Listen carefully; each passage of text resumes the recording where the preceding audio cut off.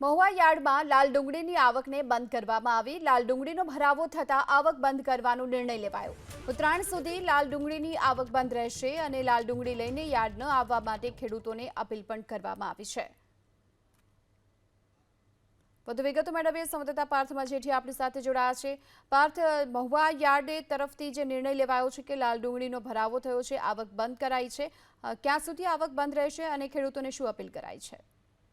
જો Bhavnagar Mahuva marketing yard એ સૌરાષ્ટ્રનું સૌથી મોટું યાર્ડ છે અને રાજ્યની સૌથી વધારે ડુંગળી પકવતો જિલ્લો પણ ભાવનગર જિલ્લો છે, પરંતુ જે પ્રમાણે લાલ ડુંગળીનો ભરાવો છે તે મહુવા માર્કેટિંગ યાર્ડમાં થયો છે। અંદાજે 50,000 જેટલી ડુંગળીની જે છે તેનો ભરાવો થઈ ચૂક્યો છે, જેના કારણે મહુવા માર્કેટિંગ યાર્ડના સત્તાધીશો દ્વારા એક દિવસ માટે લાલ ડુંગળીની આવક ઉપર પ્રતિબંધ લગાવવામાં આવ્યો છે। 12/1/2026 થી સવારે 9 વાગ્યાથી લાલ કાંદાની આવક ઉપર સંપૂર્ણ પ્રતિબંધ લગાવવામાં આવ્યો છે અને 14/1/2026 થી આજે બુધવારે સાંજે 6 વાગે ફરી વખત લાલ ડુંગળીની આવક છે તે શરૂ થશે અને હાલના સંજોગોમાં તમામ ખેડૂતો તેમજ એજન્ટોને મહુવા માર્કેટિંગ યાર્ડના પ્રશાસન દ્વારા મેસેજ દ્વારા આ જાણકારી છે તે આપવામાં આવી છે અને ખેડૂતોનો પણ એવો આક્રોશ છે કે એક તરફ ભાવ નથી મળી રહ્યો અને બીજી તરફ જે માર્કેટિંગ યાર્ડના સત્તાધીશો દ્વારા જે નિર્ણય લેવામાં આવે છે તેના કારણે ખેડૂતોને આર્થિક નુકસાની અને ડુંગળીનો સંગ્રહ કરવો પડે તેવી પરિસ્થિતિ થાય છે।